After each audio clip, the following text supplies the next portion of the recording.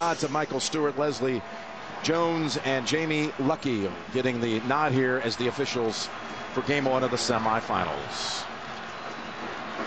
Well, they haven't met, these two universities, since back in 1971, just a few miles from here at Hinkle Fieldhouse. And now with such big stakes, with a right to advance to the championship game. Stop whatever you're doing, folks, because it's Final Four time from Indianapolis. And it's Lucius who's had to take over the point with the loss of Kalen Lucas, the all-Big Ten player who was injured in their second game here in the tournament, a ruptured Achilles in the game against Maryland. And Lucius had that thrilling winner against the Terrapins and has filled in superbly the last two games. That's Rowe in traffic. Nix, the freshman, kicks it back out to Lucius, who can shoot it. And he hits the three from the corner. Well, right out of the gate, Jim, Michigan State able to take advantage of a second shot opportunity and knock down a three. That is one of the best times to shoot the three-point shot, when you get a second chance.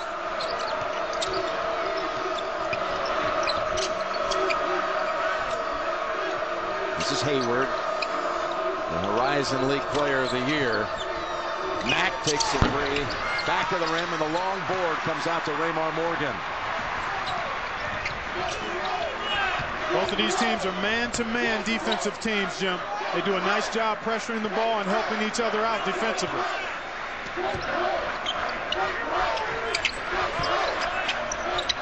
It's Lucius on the top of the key this time, and he's 2 for 2. Corey Lucius. He got off to a start like this. Well, it was in the first half anyway. In the semifinal win against Connecticut last year at Ford Field. Had 11 points in that first half. Now Mack lost it on the dribble drive, and it's Nix out with it. Morgan takes the jump shot, rattles out. Hayward has it. Bulldogs accustomed to getting off to an explosive start in the tournament so far, but not in this one. Hayward for the first points, and it's a three. You know, Butler wants to control tempo, Jim, but they are an opportunistic, fast-breaking team. That was an excellent example of Hayward trailing and getting an open three.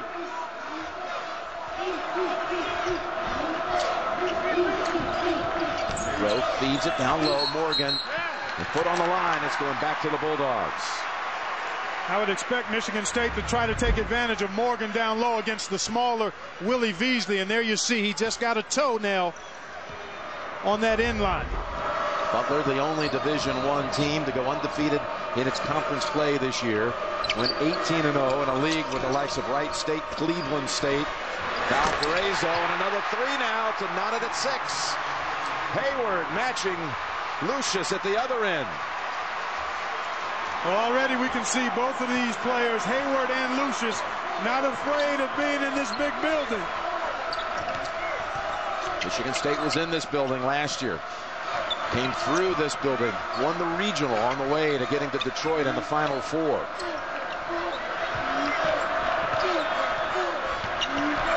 Morgan to Rowe. Long rebound back out to Summers, and it's stripped. Butler with the quick hands. Up ahead to Mack, and the Bulldogs are heading to the line for free throws.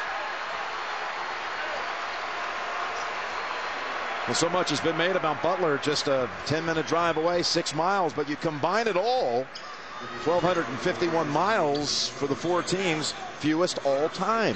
Well, the reason for that, the obvious 6 miles for Butler. I'm sure that skewed that number. But you're right, these teams are reasonably close. All within a day's drive. Right. Duke right. about a 10-hour drive. And Butler now with the free throw with 7 unanswered. There's Brad Stevens, just his 3rd year and only 33 years old. How about the record for Brad Stevens? 88 and 14 in 3 years. All 3 years taking the Bulldogs to the NCAA tournament. 1 of 2 for Mack.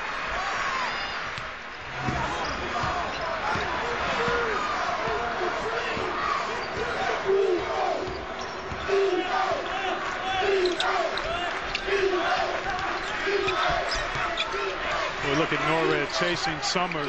Good help by Matt Howard.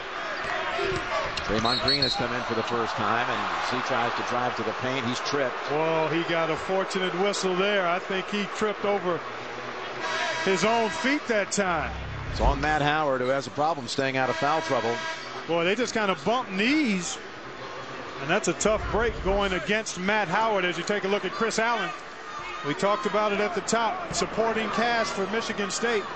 Allen playing with a torn ligament in his foot, his right foot. So he is not 100%, but still counted on to provide perimeter shooting for Michigan State. It's Avery Jukes taking Howard's spot on the floor for the Bulldogs. He's a 6'8" senior from Snellville, Georgia. They're all over Summers here at the start, who has been ablaze in the tournament with 16 threes in 4 games. Chris Allen in for the first time for the Spartans. Feeds it to Morgan. Challenging right over Hayward. Gets the soft roll.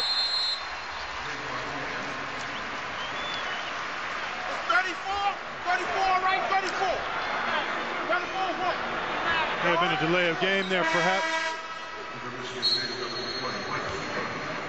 Lucius coming out. And Mike Giebler, 6'4" junior, takes his position. And here's a three-point specialist on the floor for Butler. It's Zach Hahn, who gives him about 5 points a game. And that's what he does, Jim. He is what I call an Allen wrench. He's got one unique, specific purpose, and that's to cast threes. As you take a look at Corey Lucius, he may have been injured there, Jim. They're taking a look at him right now. Perhaps a cramp, or maybe something else. That's a foul on Morgan. We have our first break in the action from Indianapolis and underway.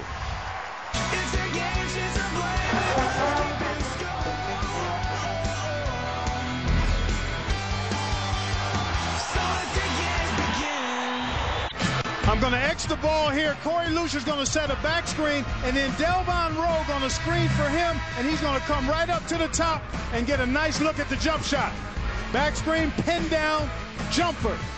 Mark it up. Well executed by the Spartans. Lucius remains out of the game. Looked like bothered by a leg injury. Broke his foot last year in a national title game and had 2 surgeries over the summer. Missed really playing for months. Now he's off the bench and ready to go check in. So Lucius, by a spark plug, coming back. Howard remains out of the lineup for the Butler Bulldogs.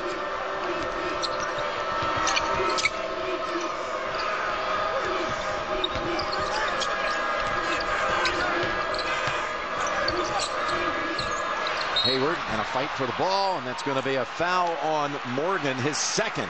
That's a big one. Let's go to Tracy Wolfson. Thanks, Jim. Right before that timeout, Corey Lucius came off hobbling. He had tweaked an ankle. He was walking right up and down the court. The trainer looked at him for just a few seconds. You saw him go back in. If I get any more information, it's just something to keep an eye on, guys.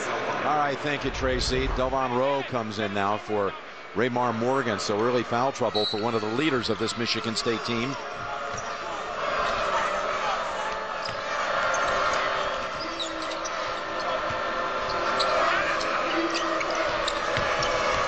A lot of spacing and ball movement and screen set, and another foul committed by the Spartans. Chris Allen being matched up with the taller, bigger Jukes, committed the foul on the cut. But Butler does an awful lot of movement with all 5 players, and they keep that lane open. So it puts a lot of pressure on your team defense. That's the 4th team foul on the Spartans here in the first 5 minutes. It's Jukes taking a big step to the hole and rejected by Green.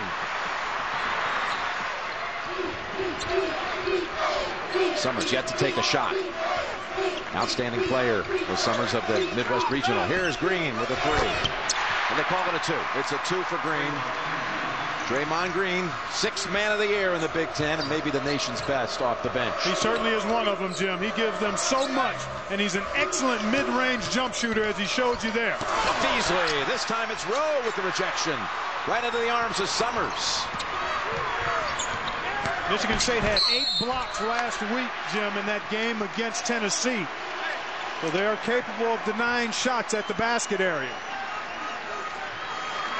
It's a foul on Hahn. And here you see the smaller Beasley being challenged by Delvon Rowe. A good job by Rowe to get all ball and break contact there. So Lucius to shoot 2. Since he's come into the lineup for Kalen Lucas, well, he's had 9 thefts in the last 2 games in the regional in St. Louis. 4 and then 5 in the regional final against Tennessee. Matt Howard is back for Butler. The 5 steals tying a Michigan State NCAA tournament record. Jim Butler's 7 points have come on a pair of threes from Hayward and a free throw by Mack. They've been denied in the paint area the last few possessions. They've got to continue to probe and attack inside, but they can't force it inside. They've got to be looking for the mid-range jump shot off of this ball screen action that they like to run.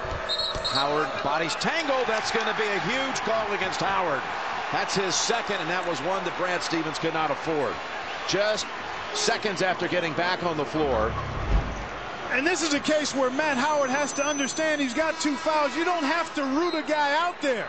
He goes into the swim motion. The defender is in good position, and that's a good call.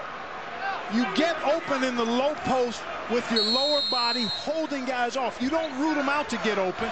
You hold them off after you establish position. A 6-0 run by Michigan State. Matt Howard, one of the star players for the Bulldogs, sits down with 14 minutes plus to go in the half. Andrew Smith has taken his place, number 44. Guarding here on Green, who shoots over him, and Green hits a second 2-point basket.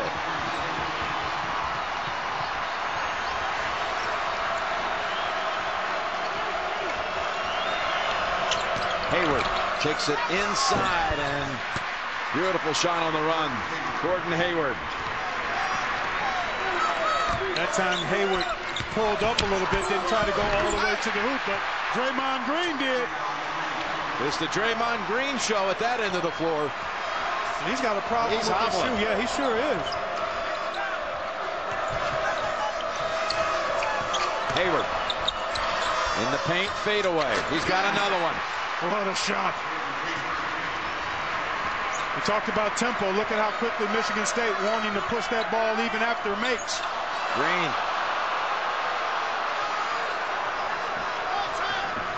And I think that's something Michigan State has to continue to do. Try to attack in transition. Get some early scoring opportunities so Butler doesn't have a chance to get that stifling half-court defense set. Green, another one.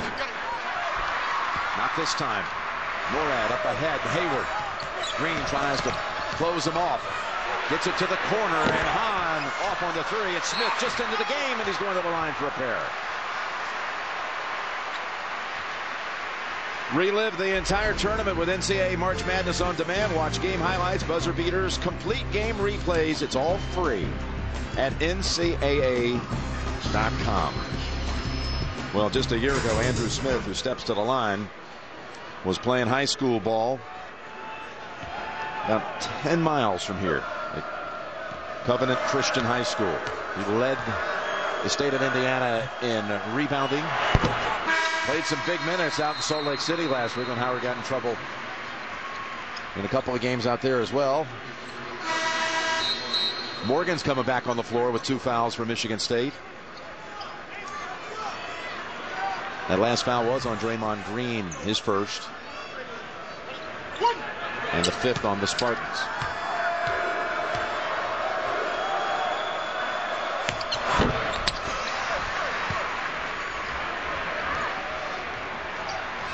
Corey Lucius seems to be okay, Jim. I can't notice anything in his gait after leaving the game momentarily a little earlier. It's a pretty quick cut to get loose into that shot. Long rebound out to Mack. Derek Sherman on the floor for Michigan State, number 41. Trying to help out on the coverage here. Mack tapped out to Hayward. And they say Mack touched it while he was still coming in from out of bounds. Avery Jukes called back into action for Coach Brad Stevens and Butler. After the drive here, you see Shelvin Mack. He did a nice job to split defenders, but he's going to touch this ball while he was just coming in from out of bounds. And that's an illegal play. Spartans shooting 55% here in the game's first 8 minutes. This guy has been under wraps. Darrell Summers, who's averaged 20 points a game in the tournament. That's Morgan fighting for it. It's blocked. That's Keebler who kept it alive. Now Summers with his first shot. Darrell Summers. He had 26 in the win against Maryland. He gets hot, look out. Well, he's made 16 of 30 three-point field goals in this tournament, Jim. Shooting with an awful lot of confidence. The coaches say his focus has gone to another level. That's why he's performed as well as he has recently. Sean Van Zandt on the floor for Butler. That's Mack with the short shot. Shelvin Mack. One of the things about Butler that impresses you so much, Jim, is that this team is unflappable. Plays with an awful lot of poise. No matter what the time, score, or situation is, you never get the sense that this team is flustered. Morgan driving in on Hayward. Call was against Hayward. His first, team foul number 4. Threes are raining out here in Indianapolis. The Rings Trilogy. Own it on Blu-ray April 6th. Jim Nantz, Clark Kellogg back here at the Final Four. Butler has not lost since 3 days before Christmas. 24-game win streak. Having Coach K or Coach Izzo, well, we're pretty accustomed to that in recent years. And there's Kalen Lucas. After surgery on Tuesday, the floor leader of the team, and back-to-back years, first team all Big Ten. Childhood friend of Darrell Summers and roommates there at Michigan State, and Summers was with him through the whole surgery on Tuesday. That's what friends do. Stay by your side through the good times and the adverse times.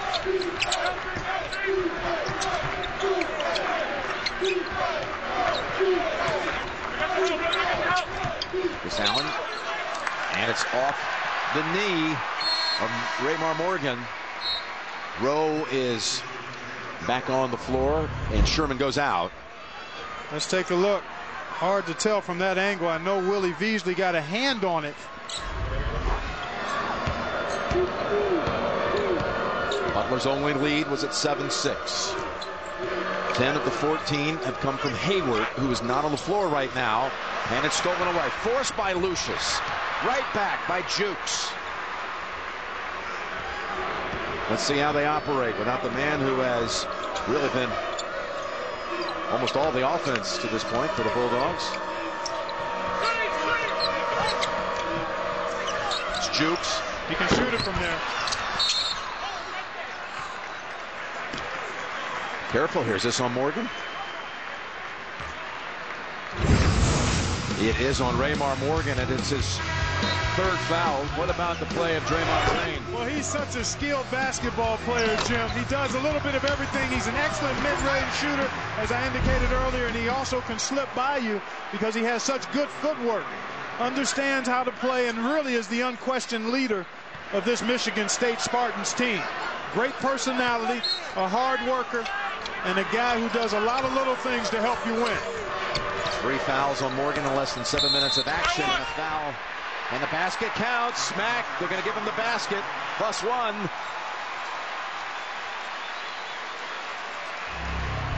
Well, when a guy gets into his natural shooting motion, there he is gathering it, getting into the shooting motion. When that is the case, continuation applies, and you look at Raymar Morgan, who has been terrific over the last month or so, Jim. Playing with high energy and effectiveness. He has to sit now as he picked up his third foul about 30 seconds ago. And Mack makes it a 3-point play. That last foul was called on Chris Allen. That's a big loss, not having the offensive production of Raymar Morgan. But Michigan State has found other guys throughout this tournament run that have stepped up for him. Well, they had Hayward fronting the pass that was coming into Rowe, and Van Zandt running behind him, who knocked it out of bounds.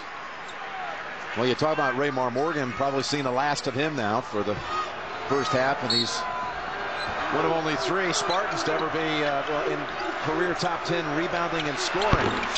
There's Summers with his story of the tournament, hitting threes. You mentioned he'd made 16 in the 4 tournament games. You know, he made only 26 all season long in 32 games. And I go back to what I said, Jim. The coaching staff will tell you his focus, his attention to detail, his preparation, his practice, all of that has improved. It's become razor sharp, and as a result, this young man is lighting things up offensively. That's the first miss of the night for Hayward. He had hit his first 4, including a pair of threes. And I love the patience of Summers. You know, early on, Butler was really in his jersey. Every defender very cognizant of where he was. He didn't force one shot and has capitalized on his opportunity so far in the first half.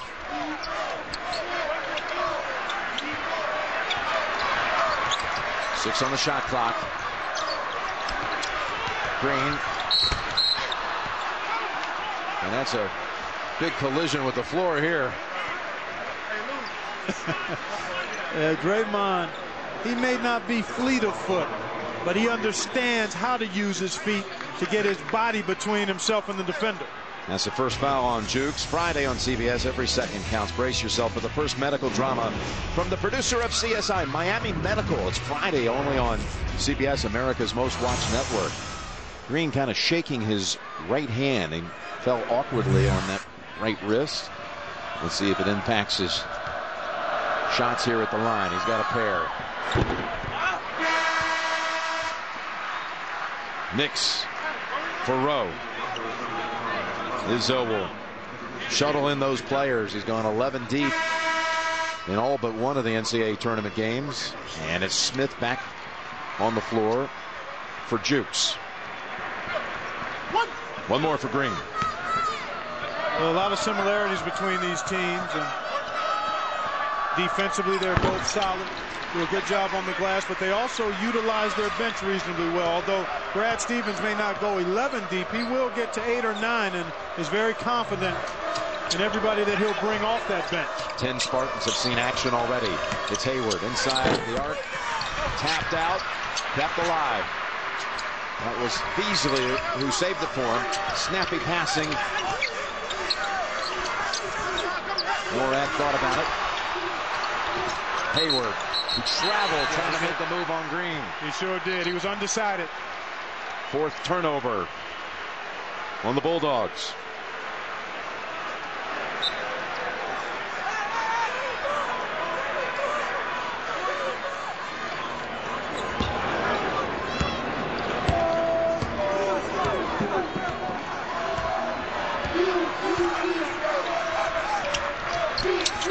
Summers.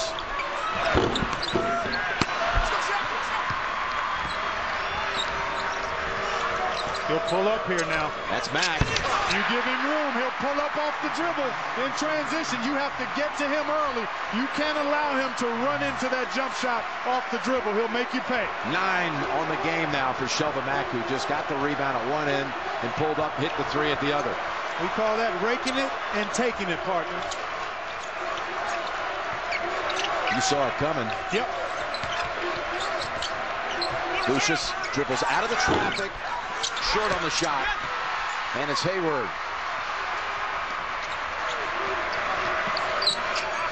Over the head of Smith.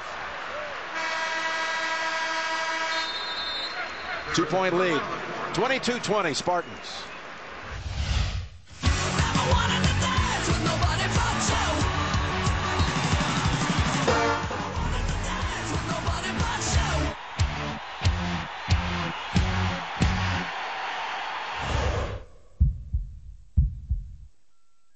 Michigan State, Chip Nance, Clark Kellogg courtside. What do you make out of this so far? Well, as you would expect in a 2-point game, the statistics point that out. Both teams shooting the ball well. They both made 3 3-point field goals. One of the things I'd like to see is Gordon Hayward be more assertive. His last 2 possessions, Jim, he turned the ball over. One time he was indecisive with his move and travel. Another time he should have been looking to score instead of trying to pass it and threw it away. And I think that's what Brad Stevens mentioned to him as he came to the bench for that timeout.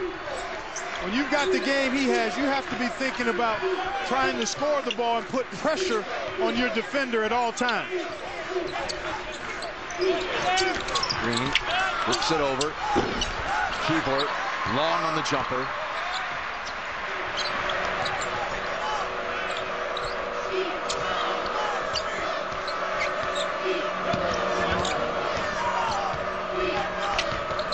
There's Mack. Here's your guy Hayward. What you're talking about. There's nothing there.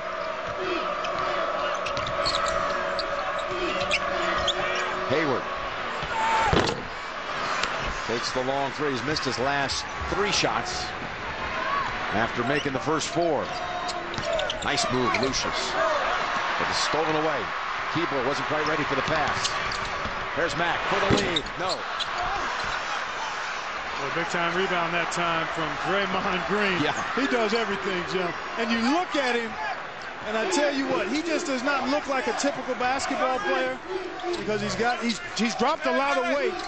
So he's got kind of a portly frame, but he's light-footed and he's extremely smart and tough and has a mid-range jump shot that forces you to guard him. And when you do, he'll put it on the floor and go by you. Well, Michigan State's gone almost 4 minutes without a field goal. Rowe trying to end that. No. That's Norred, who stepped right in there, anticipated the pass and the move to the basket by Rowe, and got there in time, in position, and took it right in the chest. An excellent defensive play in the right call. Ronald Norred drawing the charge. And Brad Stevens applauded it as well he should. Norred will bring it up. He's talking about a leader, just a sophomore. His first month on campus at Butler, he was elected the freshman class president. Impressive. Got a great personality and obviously leadership qualities to match. Again, just a sophomore. Here he is, Norred. He doesn't like to shoot. He wants to set other people up. Sets up Jukes, who had a good look. And he's a pretty good three-point shooter, Jim. Comes off the bench and gives them good interior defense, but he also can knock down the three. A couple of pops now. Last 2 trips down the floor. Butler with 3 attempts to take the lead. There's an outside jumper, and it's all air for Green. Norred sees a little seam, so he scoots up in a hurry to Hahn for the 3.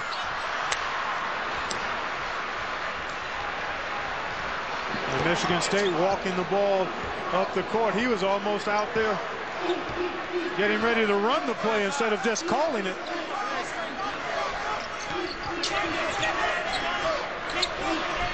That's Hahn with a hand on it. 16 on the shot clock. Gordon Hayward, he came out and answered Corey Lucius's 3-point shots with 2 of his own in the first minutes. Trailing on that initial one and then just got himself open. This was a really tough shot. You got to be pretty good to be able to make that kind of move and shot, and he is.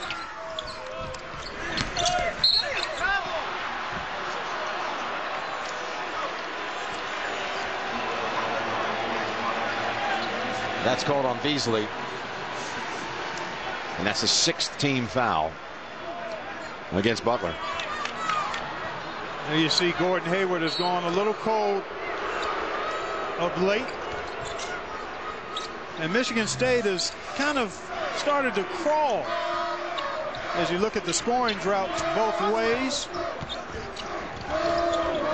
Austin Thornton out there now for Michigan State. Again, they have one of their premier players sitting out with 3 fouls, Raymond Morgan. And that might be part of the reason they're looking to maybe play a little more in the half court. Nice look. Good feed, yes. Green feeds it inside, and Garrick Sherman delivers the goods. 5 minutes and 41 seconds. The Spartans had gone without a field goal before that one. How about the 7 assists for Michigan State? Hayward rattles home a 3. He's back. It doesn't take long for a guy like that, especially when he's looking at the basket aggressively, which is what his coach and his teammates want him to do.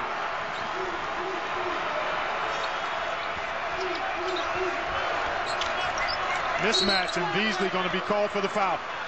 He was wrestling in there with Sherman. He was giving up an awful lot of size and weight and committed the foul. That's the 2nd on Beasley in less than a minute. It'll be a 1-1 when we come back to the Final Four.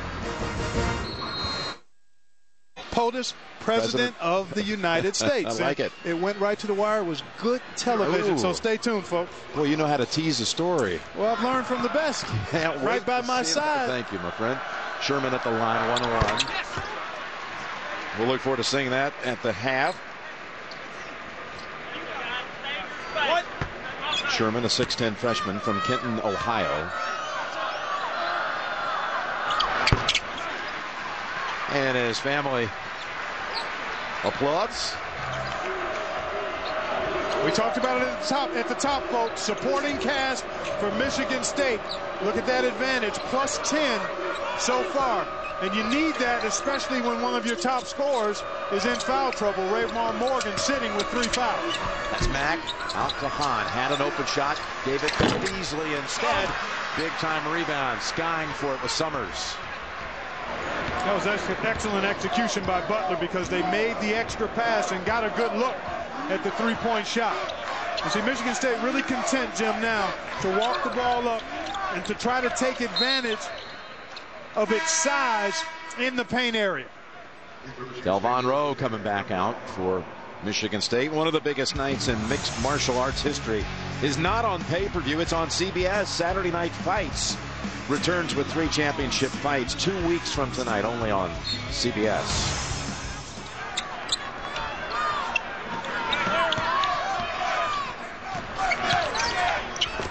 Bouncing it in. Summers, Lucius with the assist. Boy, that's understanding exactly what you want to get done in your half-court offense, and a timeout called by Brad Stevens.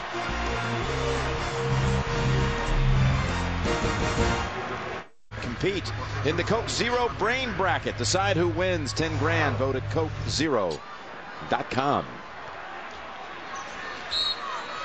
Well, Jim, for Michigan State, it's been about multiple contributors. 5 different Spartans have scored. Primarily for Butler, it's been Mack and Hayward. And with Matt Howard on the bench, somebody else is going to have to score. Maybe they'll just continue to play through Mack and Hayward, but I think somebody else has to put the ball in the basket for Butler. Willie Beasley is a double-digit scorer. Van Zant is a capable three-point shooter. Norred is a reluctant shooter. But the Bulldogs need somebody else to get into the point column. And again, they've had to go a good portion of this first half without a 12-point scorer. Matt Howard sitting with 2 fouls. And he's their lone inside presence offensively. He's a really good post-up player. Sliding off the rim with a 3, and that's going against Michigan State. How about the way the Spartans have been distributing the basketball? Well, you see, that time it was Nix getting it outside to Lucius. Good cut by Darrell Summers and a beautifully executed backdoor cut there.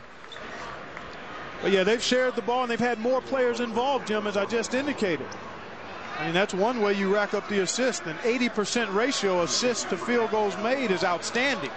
That was the second foul on Rowe, and it's a 1-on-1 now for Beasley. Willie Beasley, the only senior starter for Butler.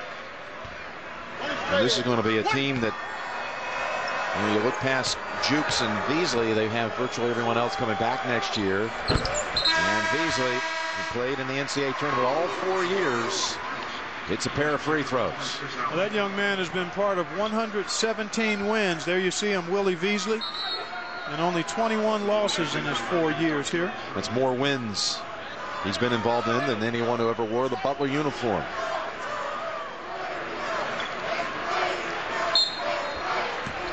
You know, going back to that 80% assist to made field goals ratio, just to give you some context, a really good team will assist on maybe 2/3 of its made baskets. Now this is Green, left open top of the key and is wide of the mark. It's Hayward who comes back to get the rebound. Van Zant. Norred. He said a reluctant shooter. Very much so. And Michigan State understands that, so they'll back off of it. Mack with a fadeaway block by Green. That's the second block by Draymond Green, who's really made up for what they've lost in this first half with Morgan's foul trouble.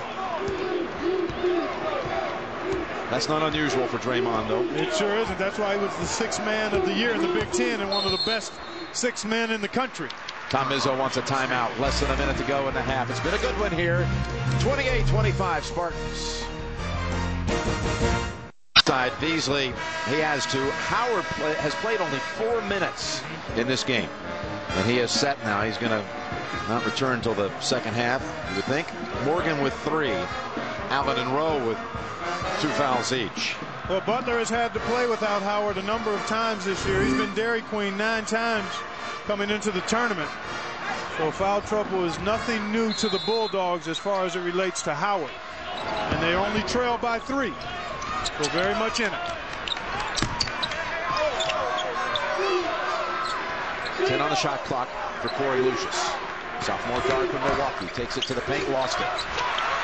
With the quick hands, it's Van Zant. Numbers. On the wing, it's Matt, and he hits a 3. Big turnaround there. A turnover leading to 3. Game is tied. The timeout certainly didn't benefit Michigan State. It backfired on them. Well, one of the concerns, how would Corey Lucius handle ball pressure? Because he had 5 turnovers last week, Jim. And that time the Bulldogs got to him. Will Michigan State come up with something here before the half, or will they go to the locker room with this game tied? Green to Summers on the wing, back of the rim, tipped out, and a timeout called from the bench by Brad Stevens with 2.5 seconds to go in the half and 1 shot coming up for the Bulldogs. Left in the first half, and it was quick thinking by Brad Stevens. Looked up at the clock on the far side. Yeah, he got him right away. Yep. Jamie Lucky right in his ear, and they'll have a chance to maybe take the lead, and Matt Howard going to inbound the ball. Yeah, you can't get any more foul trouble from that point. Matt Howard will inbound it from 3/4 court. Well, yeah, just throw it in, Matt, and don't move after that. Let's go back to the bench. Right, just stay step right down. there. Exactly. Pass. That's Lucius with the steal, his second of the half, and we're going to the locker room with the game tied at 28.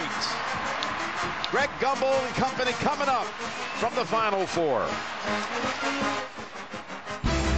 CBS Sports exclusive coverage of the men's national semifinals is sponsored by Lowe's, Ford, Burger King, and by Coca-Cola Zero. For the NCAA tournament, will anyone else step up, hit a shot from the floor? Maybe it'll be Matt Howard. He saw 4 minutes of action. Lucius leading the Spartans' cause with 8 points and 3 assists, including 1 beautiful backdoor bounce pass to Summers. I might point out that Matt Howard, of course, back on the floor here to start the second half. He played in that regional final game against Kansas State only 4 minutes in the first half because he was saddled with 2 fouls. He went 16 minutes in the second half as they beat the 2 seed in the West bracket. They need production from him. And I also think they need Willie Beasley to be able to step up and score a little bit as well. He's an opportunistic scorer, but he's got to look for chances. Howard got a good shot, but off the mark from a couple of feet away.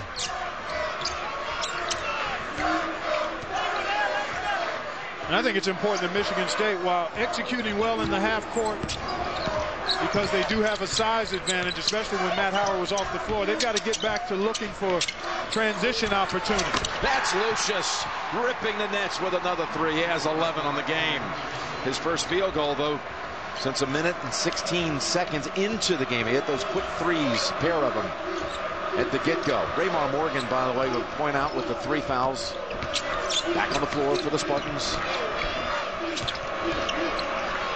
Hayward gets past Morgan and is able to draw the foul on Sherman. Game 2, it'll be West Virginia and Duke, and many think that that's another one, if I may use some terminology from DC, if you will. too close to call right now. 99% of the precincts in West Virginia and Duke. It should be a good one. Yeah, I agree with you there. I felt both of these matchups coming into tonight's action, Jim, were very close. Teams evenly matched. And I anticipated the games would be competitive and go right down to the finish. It looks like we're headed there in this one right now. Hayward now 13 of 14 from the line for the NCAA tournament. Interestingly, both of these teams in the 4 tournament games getting here trailed in the second half at one point in every game. Came back to win. There's a steal by Hayward. Butler, chance to take the lead, but it's stolen back. It was Lucius who got a hand in there, then Hayward who returned the favor. Here's Howard. Not enough spin on that one. Beasley with the second effort, and there's a basket by someone other than Mack and Hayward. And that's the first lead of the game for Butler since 7-6. And the first time we've heard this partisan Butler Bulldog crowd, too, since early in that first half.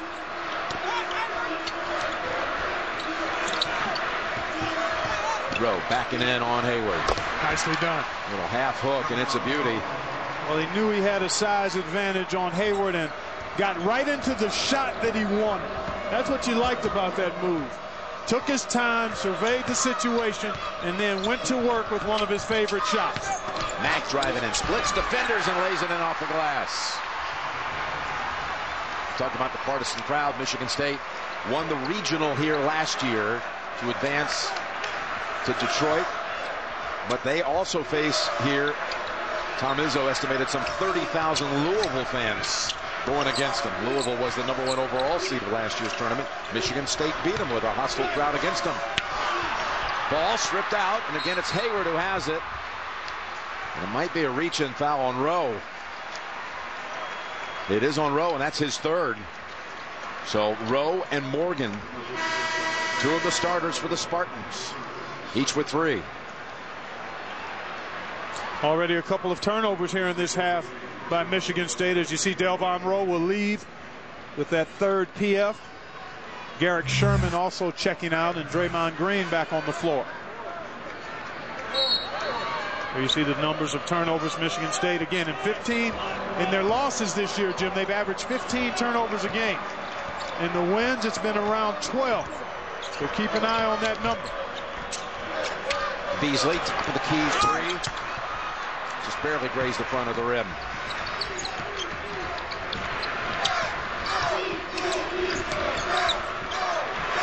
So you can see Chris Allen just not really able to push off effectively with that torn ligament in his right foot. It's an arch injury for Allen, also injured during the NCAA tournament. Over the top, they go to Morgan, and that's a reach-in foul on Butler. It's going to be on Norred. Tomorrow on CBS, the head of Roto-Rooter is about to become Joe the Plumber. Don't miss the best episode yet of TV's #1 new show, a new undercover boss. It's tomorrow only on America's #1 network. And foul on Norred is his first. That brings Morgan to the line. He hit a free throw, did Raymar, to win the regional against Tennessee, purposely missing the second one. With about 1.8 seconds to go in that Midwest final. Well, it'll be interesting to see how well and long Morgan and Matt Howard can play with the foul trouble. Howard only has 2, but Morgan with the 3 fouls is a different animal. You've got to be mildly aggressive and very careful when you're teetering on the verge of picking up a 4th foul. 2 misses by Morgan.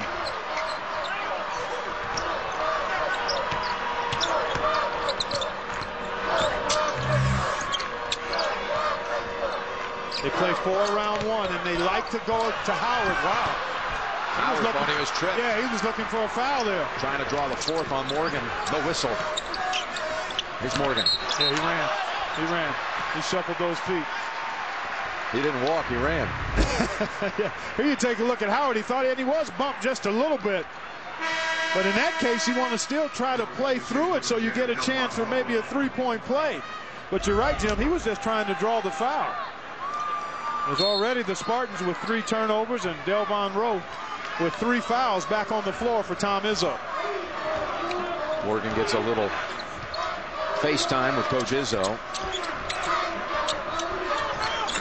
And also a better matchup for Matt Howard, even though Rowe does have the 3 fouls.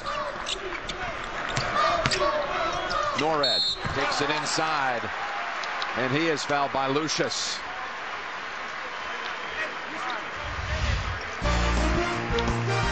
Well, Butler is down 7 at one time in the first half. Now leads by 1. Site where the final scene of the Hoosiers movie took place, and some great basketball has been played through the years. But I must point out, Clark, that Butler did travel more air miles to get to the Final Four than any other team. You know, the first week they went out west, San Jose, came back home, Salt Lake City.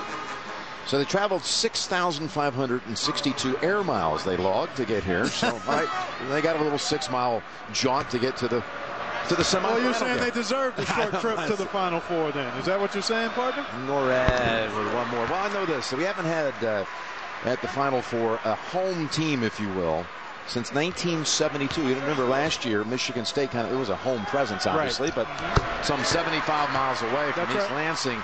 Last home team was UCLA in 1972 when the Final Four was in LA. And Butler now with a 3-point lead. That's the first time they've upped the number to 3. This whole game's been played in a 10-point window. Michigan State's largest lead was 7. That pass almost got away from him. That's going to be on Hayward. Well, you can see both of these teams very comfortable playing in the half court. That means execution, the free throw game, and second shot opportunities become really important the rest of the way.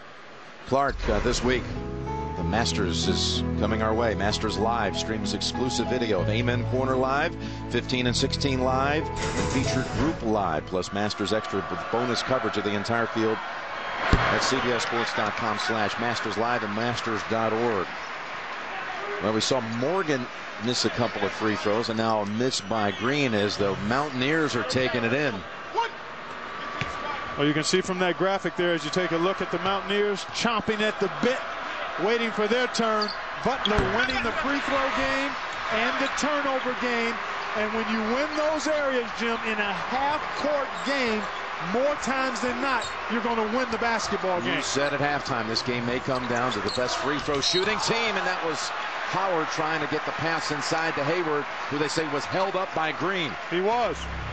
He was grabbed by Draymond Green, acted like he was going to set a screen, and in basketball jargon, we call that a slip. You're setting the screen. No, you're not. You're going to slip. And he beat Green and forced him to foul him. It's a second on Green, and it's Morgan for Rowe. Well, this is so disruptive when you've gotten yourself into early foul trouble, Jim, as Morgan did. Your playing time is disjointed. It's hard to get a rhythm. You're not able to be as aggressive as you want to. It just makes it extremely difficult to be productive when you're being shuffled in and out because of foul trouble. Howard, he's on the board. Went underneath. Unless Michigan State will commit to running the ball more, this game now favors Butler if you're going to play a possession-by-possession game. Excellent footwork here by Matt Howard, and the up and under.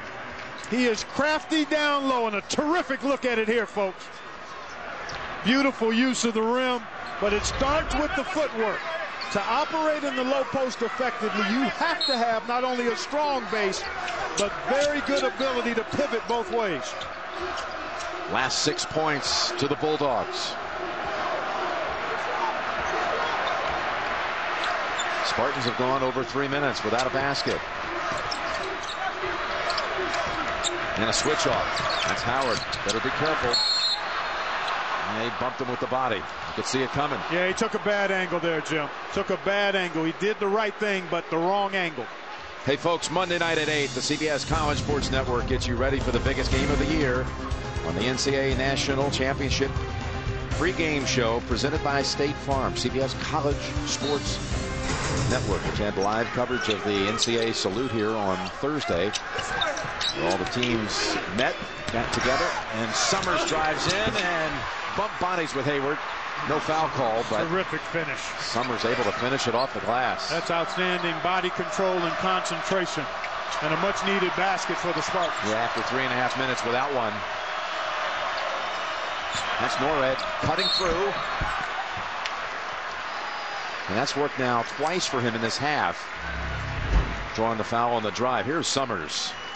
Resisted and challenged by Hayward, but then he just double clutched, hung, and got it off the glass. That's just excellent individual work by Darrell Summers. That's the second on Lucius. And remember, Howard at the other end collected his third. Norred at the line for two.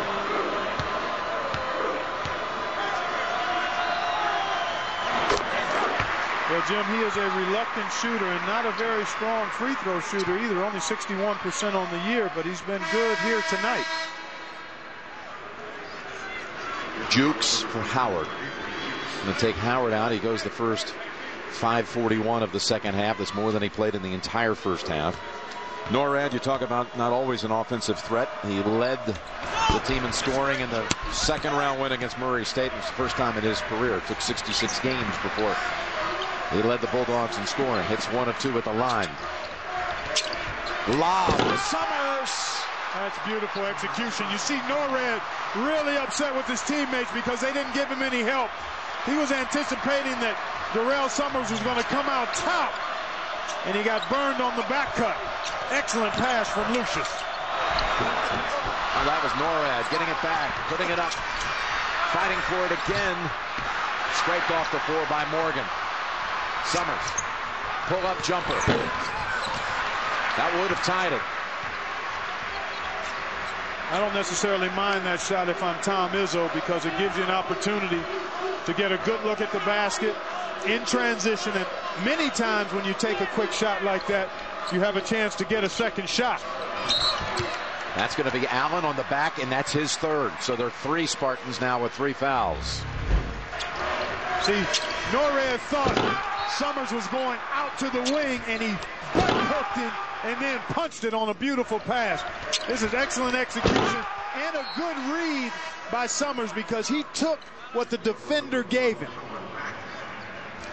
And that's finishing with force up top. Boy, he's been efficient tonight, Jim. He hasn't had a lot of opportunities, Darrell Summers, but he's cashed in on most of the ones he's got. Shelvin Mack on the floor for Norred. He takes the inbounds pass. Next foul sends Butler into the bonus. That's Jukes.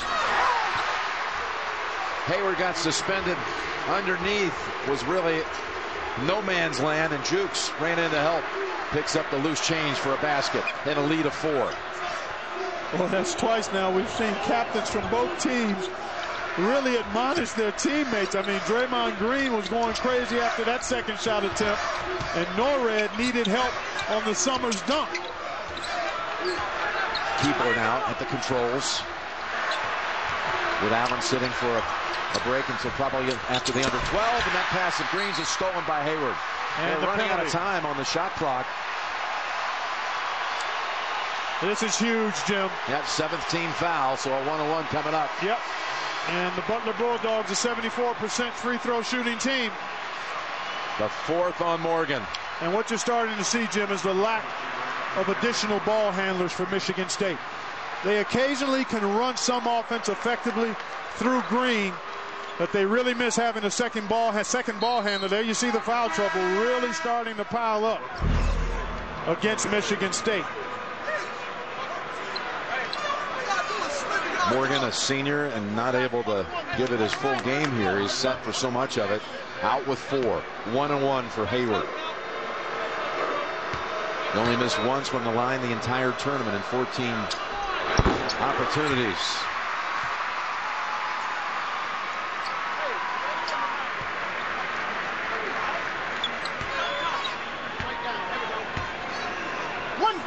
And this is when Butler is really difficult, Jim, because they space the floor so well, and they've got multiple ball handlers and drivers.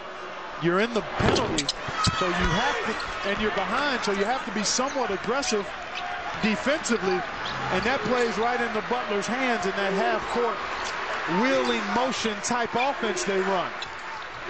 Thornton and Lucius back on the floor. Lucius fortunate to get it back, but it's Beasley reaching in and throwing it down. Butler with its largest lead of the semifinal. Michigan State with its biggest deficit of the entire tournament.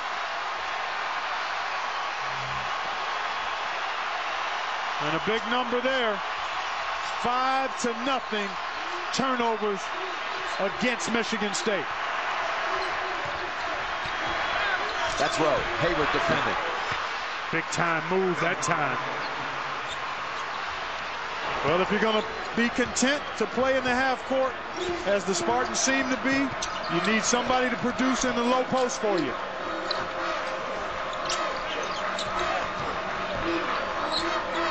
That's Jukes. He has not found it from the outside in this one. One nice putback, though, here in the second half, and Butler is in the lead.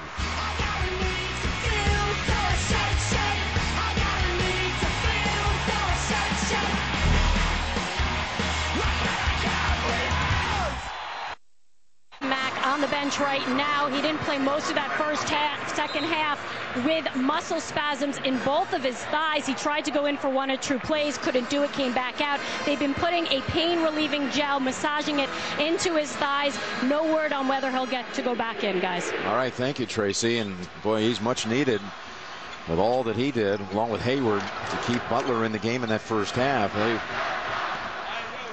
virtually, well, they hit all but 3 of the 28 points. Norred has gotten himself to the foul line a couple of times. Matt Howard has produced a bucket. Beasley as well. So they've made up for the absence of Mack to this point. But 11:23 to go, and they certainly would love to have Shelvin be able to come back and join them. That's on Norred, his second, and that's the 4th team foul on Butler. Remember, Michigan State has already committed 7 over the limit. Lucius lost it for a second. There have been 6 different Bulldogs who have scored in the half. Clark, to back up your point.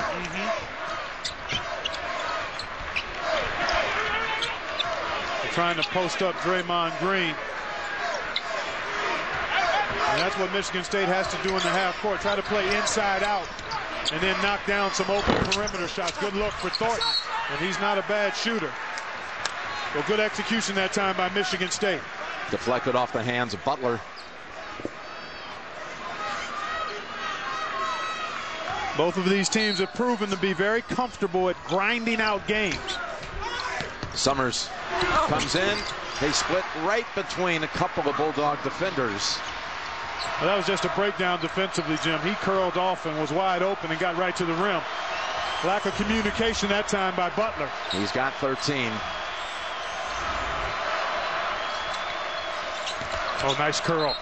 Traveling on Hayward. That's their first turnover in 18 minutes. Michigan State, those committed 5 in the half. Yeah, they've been a little sloppy with the orange. There's a walk right there and a deflection.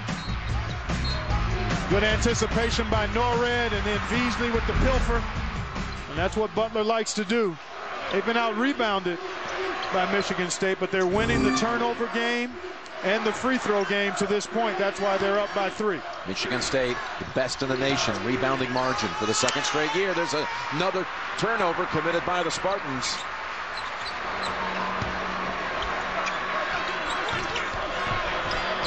Tough matchup here for Rowe out there with, and there's going to be a foul on Thornton trying to deal with Matt Howard inside. Howard trying to post him up. And again, it's a 1-and-1. Yep. So far since Butler has been in the 1-and-1, Jim, they've had 2 free throw attempts by Hayward. He went 1 for 2. He made the front end and missed the second. Let's keep track of how much an advantage this actually becomes for Butler since they've been in the bonus for a little while now. Rattles out for Howard. So no advantage there. 10 minutes to go. 10 minutes for a spot in the championship game. Over the top to Green, helping out down low. They're going to say Green touched it and he was out of bounds when he did, even though there was a lot of contact going after that pass. Is that not a foul? Wow, there was a lot of contact there. It sure was, Jim. I thought Norred came in and he did. He came in, collided with the head of Green. Yeah, but sometimes when you're going after the ball like that, it's a 50-50 play. Might be a blood issue here with Matt Howard. No.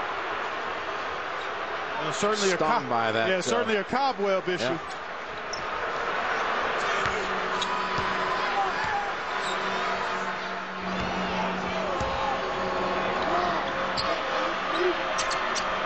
Here's Sheldon Mack, so he comes back onto the floor to test those muscle spasms for the second time in this half.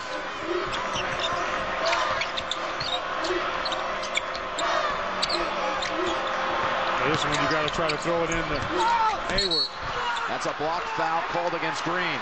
Wow. That's his third. I think it was the right call, though, because he got there late. He got there late and slid under a little. There he is. Yeah, he got that right hit, a pip out. He wasn't squared up to Matt Howard that time. Draymond doesn't believe it or like it, but it was the right call. Again, his third, 9th team foul. It'll be double bonus after this one. 1-1. Howard, having just missed on the front end, gets another chance. And Howard, a 79% free thrower.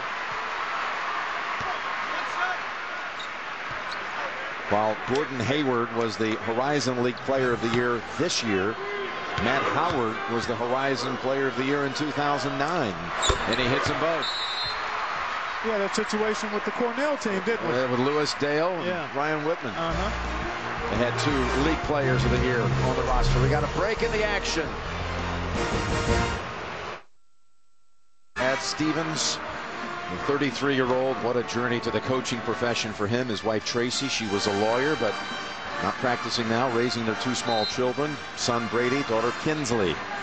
They had a wonderful fundraiser scheduled for almost a year. On the eve of the Final Four last night here in downtown Indianapolis, they were the host for the Coaches versus Cancer fundraiser. Raised a ton of money and had so many great coaches from the college community there. And of course, he lived up to his obligation. Can you imagine that on the eve of a Final Four? There they were. Well, I think it speaks to the kind of guy that Brad Stevens is. And it was a terrific turnout. Great move by Delvon Rowe, and he missed the right-hand layup. Boy, and Hayward fights hard for that rebound. That one spun out. Matt Howard, that's why they took the timeout. Butler, he was still groggy, even though he had a couple of free throws. Stevens needed to take a look at him. Well, they'll play an awful lot through this guy right here now in the half court, Gordon Hayward. He can make plays for himself or his teammates. Very good with the ball. Norred gives it up, jukes. Oh, he almost, I thought for a minute there maybe he could elevate. Well, he over-clutched. He didn't go straight up there. The defender got in his path, but he didn't go up quick enough or strong enough to convert on that nice pass from Norred.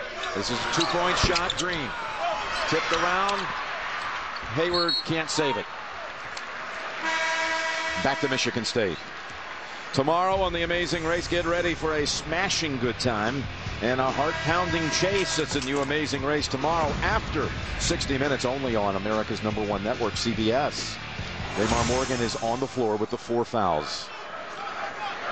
And a tough night for that young man. Early foul trouble has really disrupted his playing time. Boy, Izzo stomping on the sideline, saw a missed opportunity, and Morgan misses the short shot.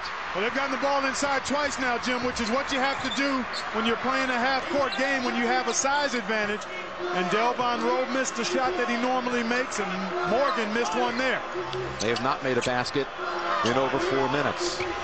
You wonder, how could Butler be on top, shooting 37%, and Michigan State shooting 47%? You know how? Free throw shooting and turnovers. That was Morgan who blocked it out of bounds. They'll have 13 seconds, the Bulldogs, on the shot clock when we come back. 7:46 to play in the first national semifinal. HP tournament update. We saw West Virginia getting a little glance of action here. This was earlier. Coach K, White Mickey arriving, ready to step back on a Final Four floor for the first time since '04. We have 7:46 to play here in Indianapolis. The ball belongs to Butler with 13 seconds on the shot clock. Jim Nance and Clark Kellogg on the scene. I've always admired this about Magic Johnson. Led them to victory, the championship in '79. He's always there in the tournament, not just, when it comes to the Final Four time. He's there, and he's wearing a Michigan State shirt. There's no kind of commercial logo, only allegiance. That's right. And that's class. That really is class, and that's loyalty. And those are two of the many wonderful attributes that Magic Johnson has and has displayed throughout his career and life. But right now, his Spartans need to tighten it up defensively without fouling. 5 on the shot clock. Hayward trying to get it done on his own. No call as it's stripped away by Green.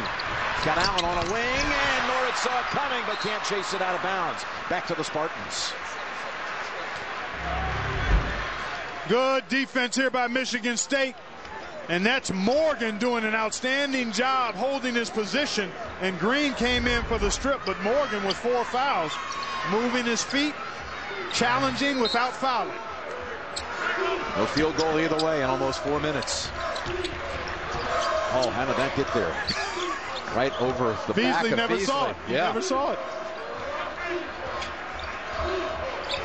Well, this is where I think you got to find a way to get a shot for Summers if you can't get it inside. There he is, Summers. Van Zandt slips under to get the rebound. It was all Butler underneath. Michigan State not hitting the offensive glass. Well, Butler does a good job blocking out. But then you think about Michigan State in the foul trouble. Raymar Morgan, their best offensive rebounder, has 4 fouls. So he won't be aggressive going after second shots. Hayward lost it. Was fortunate that Jukes was there. He got caught in midair. Now with 8 on the shot clock. They'll feed it to Jukes. 5 on the clock. Hayward over Green. Tipped around and picked up by Beasley. Shot clock violation. I think it may have hit the rim, though. I thought so, too. Yeah, I thought that was the case, Jim. That's what Brad Stevens is thinking as well, but there hasn't been any move to check it out. See? Let's take a look. Nope, it was air ball, clearly air ball. Good look at it right there. And alas, Beasley had to try to rush the shot, but it wouldn't have mattered. Violation. Here's Summers in the paint. Dipsy-do. Off the front of the rim. Van Zandt with another rebound. No number, so they pull it out. In no hurry with 6 minutes to go in a 5-point lead. Trying to put a mid-major in the national championship game. There's Hayward underneath drawing the foul. And it's on Green, who doesn't like the call. I think he doesn't like the fact that he was there by himself. It's the 4th on Green. Double bonus, so 2 the rest of the way for Butler, and a good free throw shooter stepping up to the line.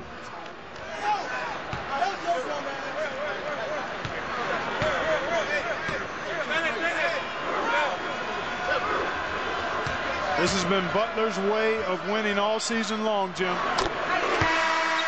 Get out to a lead, make it a possession-by-possession game. Throughout this tournament, they have cut down the opponent's field goal attempts by 10 to 15%, which is somewhere in the neighborhood of 7 to 10 field goal attempts per game that they've kept the opposition from getting because they control the pace with their offense, ball security for the most part, and when it comes down to that type of game, their ability to turn you over and take care of it themselves and make free throws is a formula for winning. +9 in makes, +9 in attempts from the foul line this half. State's missed its last 5 from the field. And Corey Lucius has had a tough time dealing with Norred. Tom Izzo wants a foul, but just good, stiff, tenacious defense on the ball. And the switch off, Howard was over there to help out. Morgan in the paint. Tipped up and around on the floor. It's Morgan. Puts it back up and in. That might get him going. That might get him to finish strong here, although it's been a disjointed night for Raymar Morgan due to the foul trouble early. That might get his whole team going. They've gone 5-24 without a basket. Howard working on Rowe. Left hand, no, and it's Rowe pulling it down with 5 minutes to play. That's his shot, though. He likes that left-handed half hook. when he gets that defender on his backside.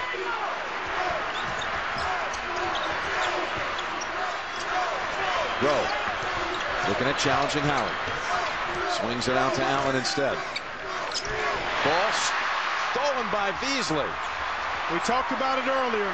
The lack of an additional ball handler and playmaker at the guard position with Kalen Lucas being hurt.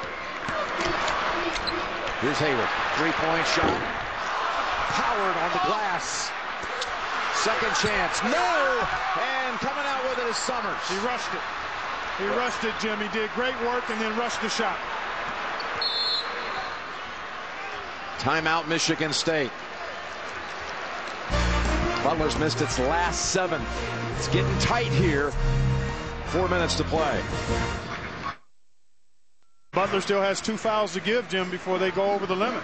Tom Izzo, he had that role that Butler's enjoying here in Indianapolis, the hometown hero role, if you will, last year as they filled up Ford Field. Tom talked this week about going from hometown hero to the role of the villain, and there's Lupe Izzo. A little anxious there, isn't he? You can see the nervousness there, Lupe. It's been such a good city for Michigan State. That 79 Magic championship team went through Indianapolis on their way to Salt Lake to win it. For Salt Lake, the site where Butler advanced from last week in the West. And down low, away from the action, there's a foul call against Norrad. And that is going to be the 5th team foul on Butler. Well, you don't like to get one there when you had a couple to give, but he's defending Darrell Summers, and Norrad going to take a seat. And Zach Hahn, not quite the defender that Norrad is, but he'll be matched up with Keebler, and Van Zant will be on Summers. Van Zant is very quick, but giving up some size. Good little button hook for Morgan. Fighting for it. Blocked by Hayward. Tapped out to Summers. But Morgan has to be quicker with his move and more decisive. Don't pump fake yourself out of a shot. Turn and face. If you've got a good look, take it right away.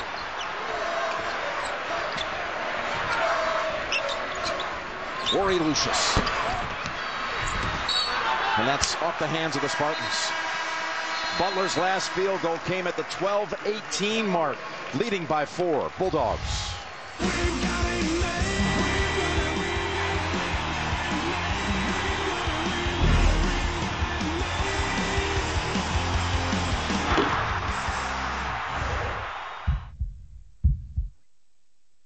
Scored 3 points on all on free throws.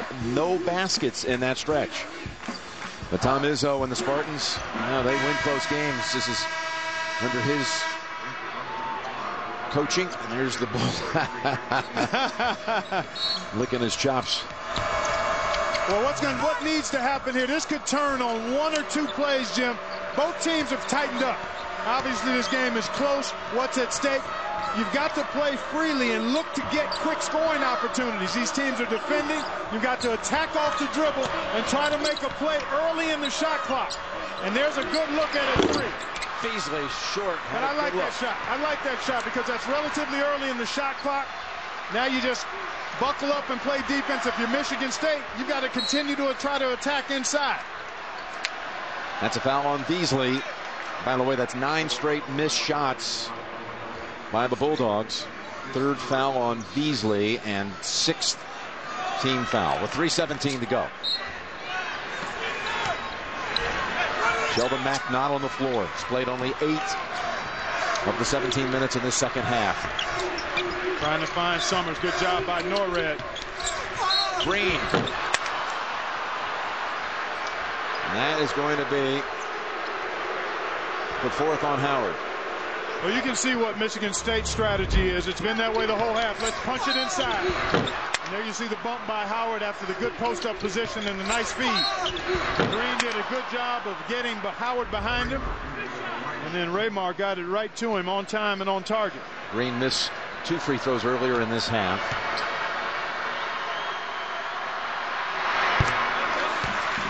So Howard with 4, Norrad, Beasley with 3.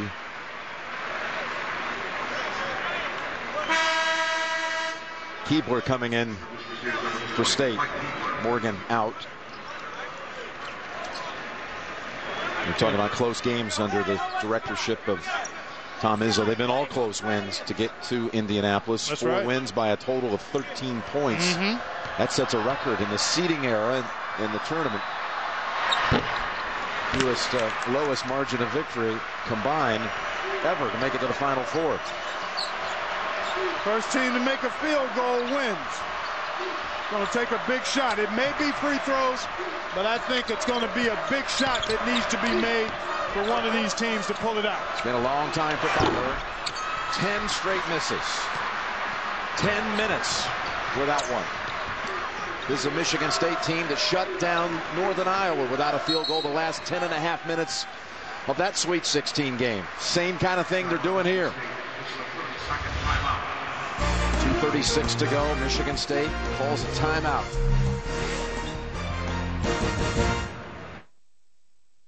Cramps, and he's their second leading scorer. And he's also one of their best playmakers, Jim. A guy you can give the ball to late in the shot clock who can get his own shot.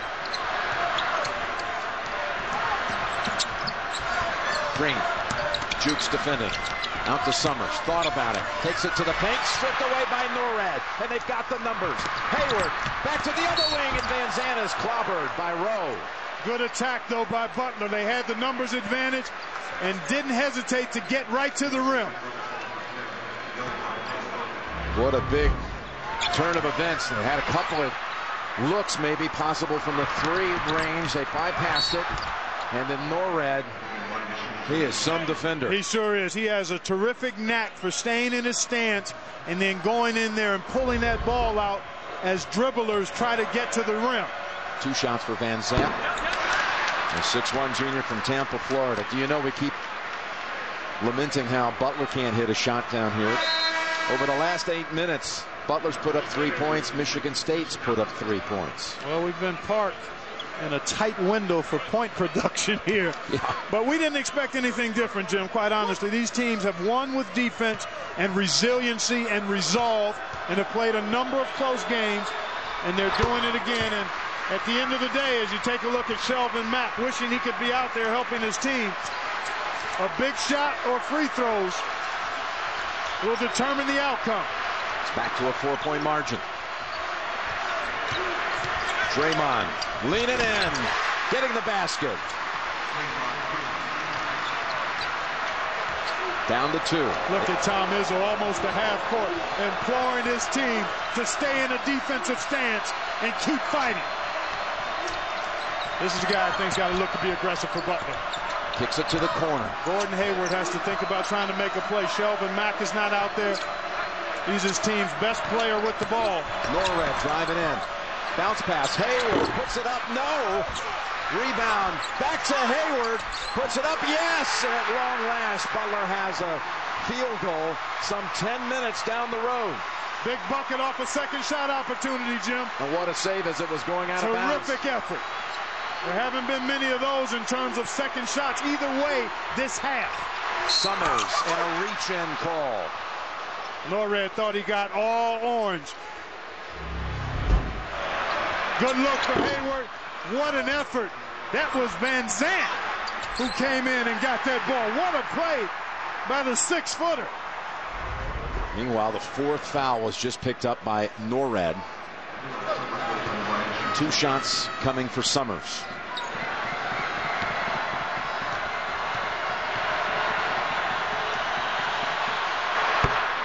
And his best buddy, Kalen Lucas.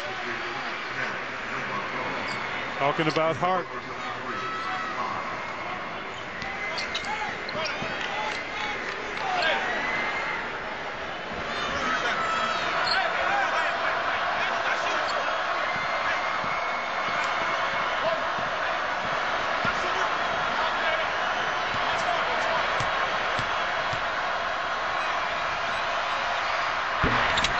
Rebound Rowe.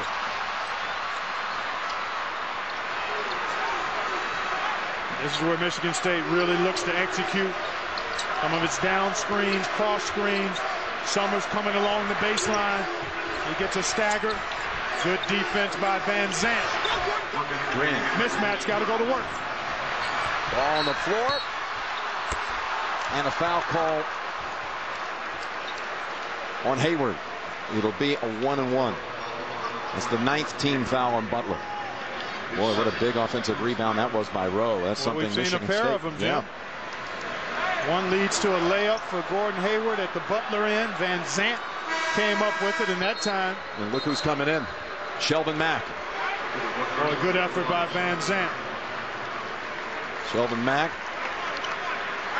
I know he's saying, I got to go. I've got to get out there. Yep. 56 seconds. It's a 1-and-1 coming up for Green. Well, the first thing of importance now is to block out in case this free throw is missed.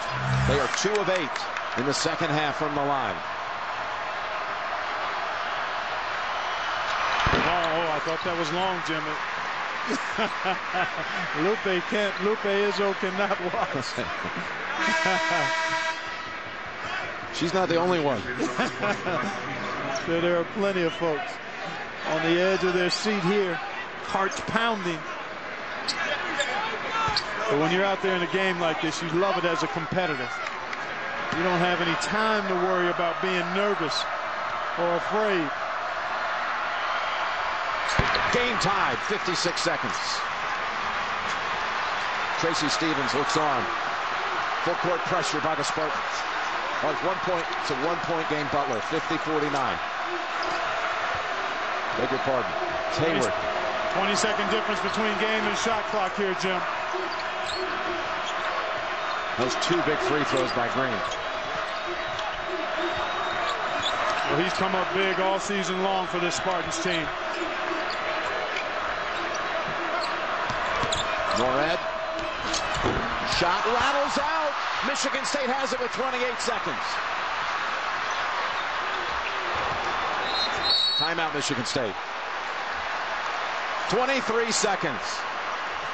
That's all there is. Nail biter in Indianapolis. I think you've got to try to get the best shot quickly. That means you look to Summers. You've got a number of options here, Jim. You've got Draymond Green, who's been able to produce down in the low post for you, and you know he's capable of knocking down big clutch free throws if he gets fouled. You also have Darrell Summers, who can give you a back cut because he's such a high flyer. You can throw it over the top, or you can have him coming off screens, and he's hit big shot after big shot throughout this tournament. So the full menu in your playbook is open, but I think you talk about and look at who Draymond Green is matched up with. Raymar Morgan is a post-up option, and then Darrell Summers is a guy you can back cut or have him come off down screens. But I think you have to go relatively quickly here because you're trailing by 1. You can't afford to milk too much of this clock, just in case you don't score. Of course, Lucius has already been the hero. Round 2. He has it now. Gives it up to Summers with 16 seconds. Trying to post Green. Green outside, Hayward defending. Now at 10 seconds. In the paint. Shot short. Rebound, Norad. The Spartans fans and Tom Izzo wanted a foul, but I think that was just good defense by the Butler Bulldogs, particularly Gordon Hayward. Draymond Green has just fouled out, Clark. Let's take a look at it. He backs in. Oh, that's good basketball there. I don't think there's a foul. Tom Izzo wanted a foul, but you didn't I don't see it. No, see it? No. I think that's a good challenge in the basket area.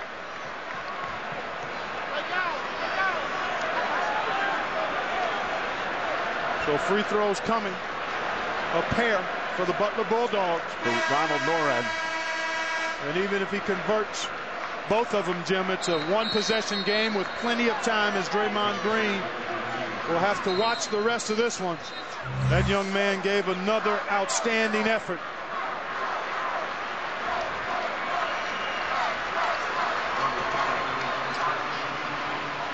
Norwood at the line for 2.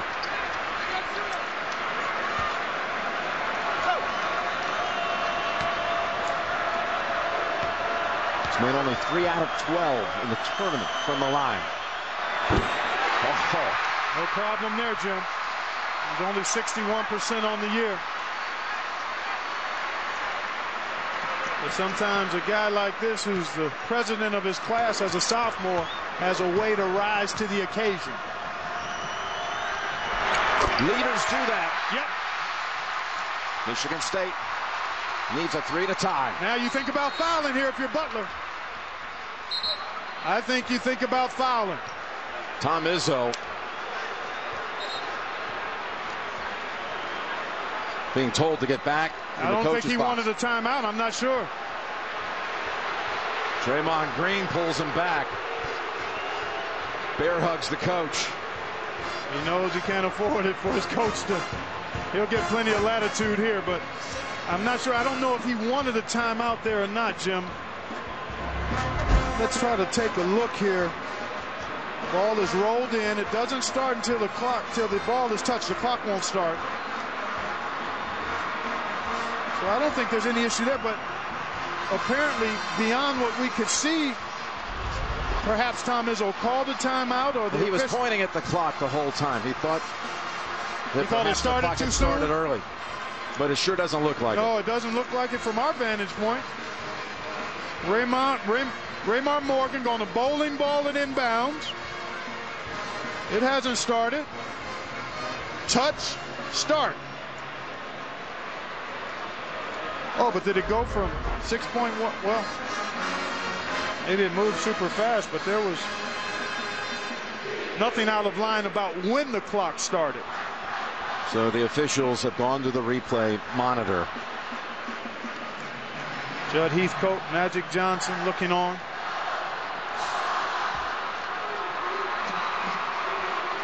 Well, if this doesn't change, if that's 5.5 and it stays that way, even if it goes to another couple of tenths of a second, I think Butler has to think about fouling here, up 3.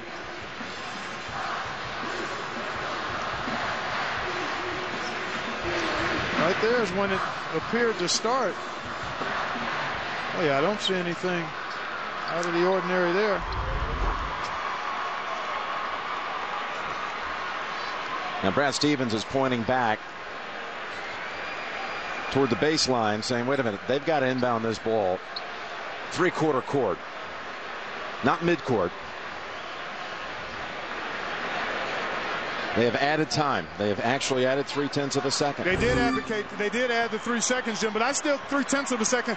But I think you got a foul here. Butler is not putting anybody on the ball, and when it's caught, I think you've got a foul. Austin Thornton to inbound. Don't let them have a chance at a 3-point shot. There's the foul. Nope, no call. Lucius' foul with 2 seconds. There it is.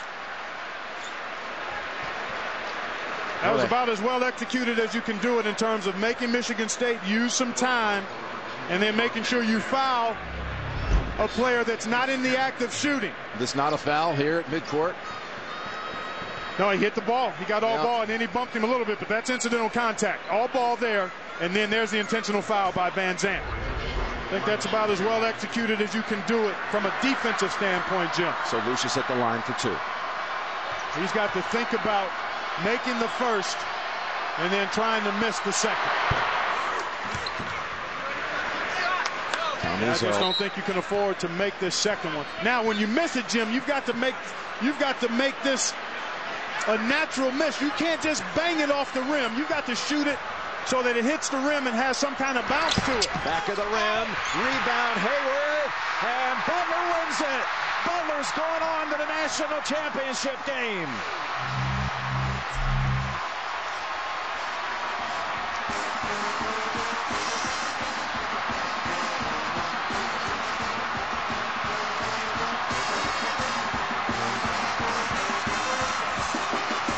What a story unfolding in this NCAA tournament.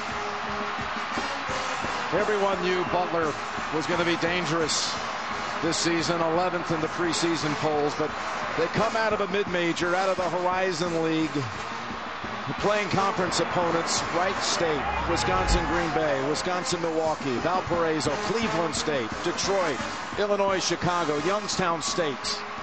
And out of the Horizon, the Bulldogs will now take the hopes of all the small schools to Monday night. They will be there with an opportunity to win it, Jim. We said all along this team is for real. And they showed it with resiliency and resolve and a couple of big free throws from Norad. Bulldog looked like he knew it all along. Was never concerned. Butler's in the game Monday night. Greg Gumbel and company coming up, and we'll hear from Butler in a moment.